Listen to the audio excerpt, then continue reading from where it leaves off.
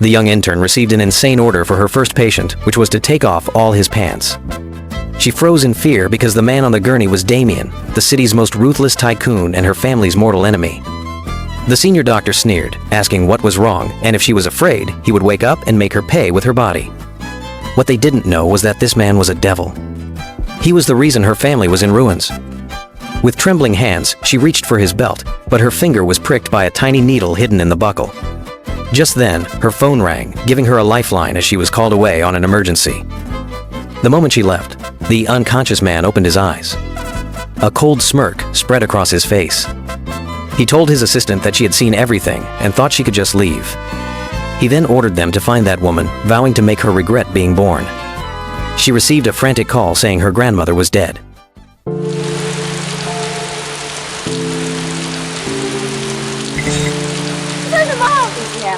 奶奶吃了你给她的药，突发心脏病，死了。爸妈在里面生气呢，还是不要进去了吧。 Her father appeared, face twisted with rage. He called her a monster and demanded to know how she could harm the only person who had ever loved her. He then cast her out, declaring she was no longer his daughter. It was a perfectly laid trap. 唯一一个相信的人没了，好人替你真的杀了死小的。不欺气，在这个世界上，目前有我一个女儿就够了。你和奶奶两个不相干的人，全都应该从这个世界消失。 The man she had just escaped from, Damien, stepped out. Without a word, he scooped her up from the ground. She woke from a nightmare only to find herself in a living one. The man watching her was Damien, her ruthless enemy, the same man who had just saved her from her own family. She asked in terror where she was. He coldly told her that her parents had thrown her out like trash and that she now lived here. She lunged for the door, screaming that she didn't want his pity and that she was going to make them pay for what they had done to her grandmother. He was stronger. He pinned her down, his voice dangerously close as he told her she couldn't even protect herself and needed to calm down. She finally broke, voice trembling as she admitted she had lost everything, including her grandmother and her home, and had nothing left. For the first time, something unreadable flashed across his face. He leaned in, his tone shifting from cold to calculating. He whispered that he could give her the power she needed, but she had to make a deal with him. He told her that she now belonged to him. Just then, her old nanny burst in with news that changed everything. She cried that Chloe's grandmother had known they would betray her and had left Chloe a piece of land worth $3 billion in her will. There was a catch. Her evil family did not know about the will yet. They were already plotting to create a fake one to steal every last cent from her. She had no power, no allies, and no way to fight back. He said that her family wanted to destroy her because they thought she was weak and helpless. He told her he was her only chance for revenge. He told her to think carefully, because he was serious. Her grandmother wasn't even cold in her grave, and her family was already plotting to forge the will and steal $3 billion. Their plan was simple: create a fake will leaving everything to the evil sister, then have that sister gift the land back to the father. To celebrate their wicked scheme, her father, colder than ice, declared a lavish birthday party for the sister she despised. Meanwhile, the broken-hearted girl had nowhere to go. A new player had entered the game. The city's most powerful man, Damien, had taken her in. Her only hope was her greatest enemy. He told her to treat his wound by taking off his pants. Flustered, she tried to change the subject, but he leaned in with a smirk, reminding her she had seen it before. This was just a test. He handed her a hotel keycard and explained that his place was safe and she could stay there. Their twisted game was interrupted when the nanny rushed in with shocking news. Her family was throwing the birthday party that very night.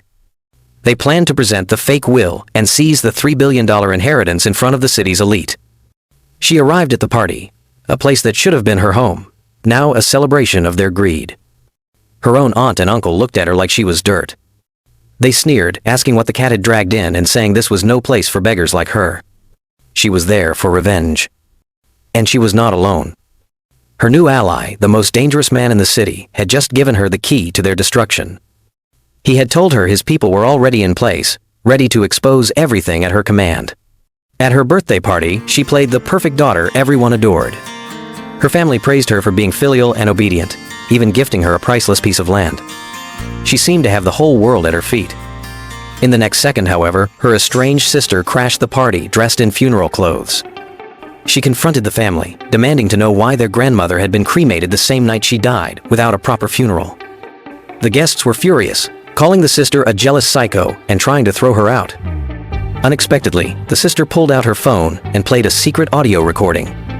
The perfect daughter's cruel voice echoed through the hall, calling their grandmother an old hag and admitting she was only pretending to be nice to steal the inheritance. In an instant, the princess's perfect image was shattered. What they didn't know was that a mysterious man in red was watching the whole scene from above. Just when everyone thought the sister was defeated, she dropped another bombshell, holding up what she claimed was the grandmother's true will. Her father laughed in her face, calling her a shameless liar for forging a document. He then called in his own lawyer, who presented a real will that had been legally notarized. The sister smirked, pointing out that her cruel sibling would never be given the inheritance after abusing their grandmother.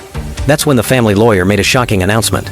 Not only was his will legally binding, but it was also backed by 3 witnesses and a full video recording of the signing. It seemed like the evil sister had lost, and then the mysterious man in red interrupted from the balcony. He spoke with sarcasm, saying it was a wonderful show. He revealed he had just sent another family member to prison, and that he was here to watch the family destroy itself over greed. He walked down the stairs, lollipop in hand, and told the sister to show the real evidence. She calmly tore up the fake will, revealing it was just a copy. To everyone's shock, her mother stepped forward and said she would expose her evil daughter's crimes. Suddenly, the matriarch of the Lincoln family, a respected business leader, arrived. She announced she was there to prove the sister's will was the real one, leaving the entire Morrison family pale with terror.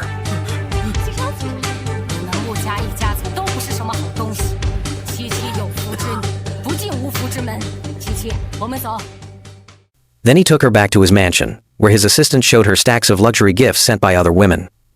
He claimed none of them were worthy of his attention, but she saw right through him and teased him about being so popular. She surprised him with a gift. She made herself a pair of cufflinks. He tried to act cool, calling them ugly, but he snatched them away before she could take them back.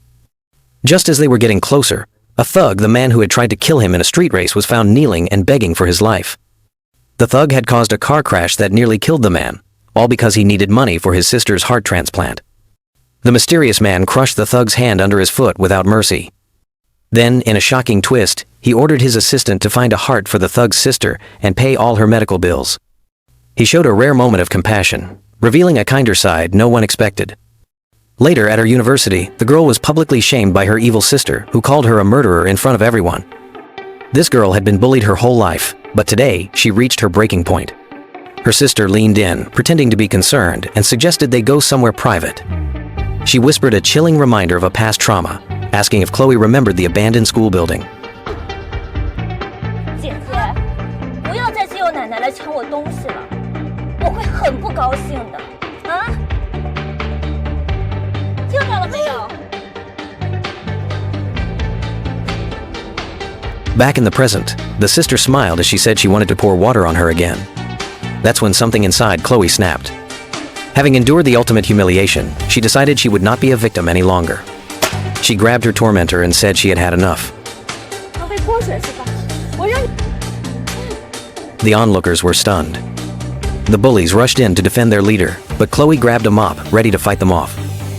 Just then, the principal arrived and demanded to know if she was trying to kill someone. The principal summoned her to his office. Her sister played the victim, crying that her own sister had tried to drown her. The principal, clearly on the sister's side, refused to listen. He declared Chloe expelled. Just as everyone thought she was defeated, Chloe calmly pulled out her phone and made a call. She said she had gotten into trouble. On the other end of the line, a powerful man listened intently. He told her not to worry and to wait for him. Just as the principal is about to kick her out, her adoptive parents arrive. Instead of defending her, her father raises his hand to strike her. He says she is no longer his daughter, revealing his love was conditional all along. Her family and the school principal have cornered her, ready to expel her, but they are about to make a huge mistake. Her sister tearfully tells their father that the protagonist won't come home, which would mean they can't get their hands on the grandmother's inheritance. The principal publicly announces that the girl is a bully, jealous of her talented sister, and that the school has no place for a student like her. He tries to shame her in front of everyone, but she is not intimidated. Just as the principal is about to expel her, a mysterious and powerful man appears, casually leaning on the railing above. He announces that her backer has arrived. The girl, who had been abandoned by everyone, suddenly has a powerful ally. The sister's friends try to cover for her, but another girl steps forward and reveals the truth. She presents photo evidence of the real bullying, showing the sister's friends with the victim.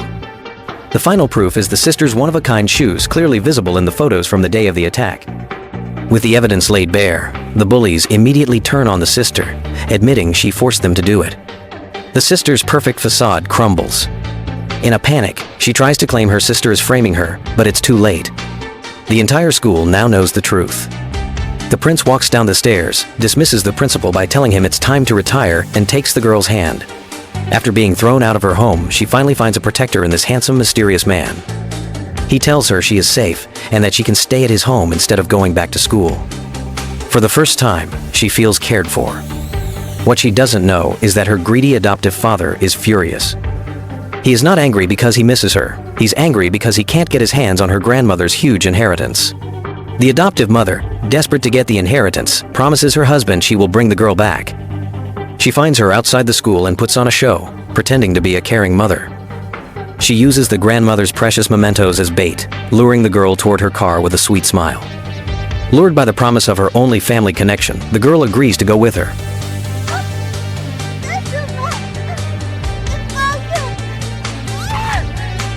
The girl screams that her mother will regret this, but the cold-hearted woman replies that she doesn't care.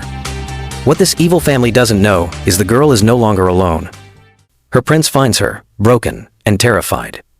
He holds her close and promises he won't let anyone take her from him. He vows that even if they do, he will always bring her back.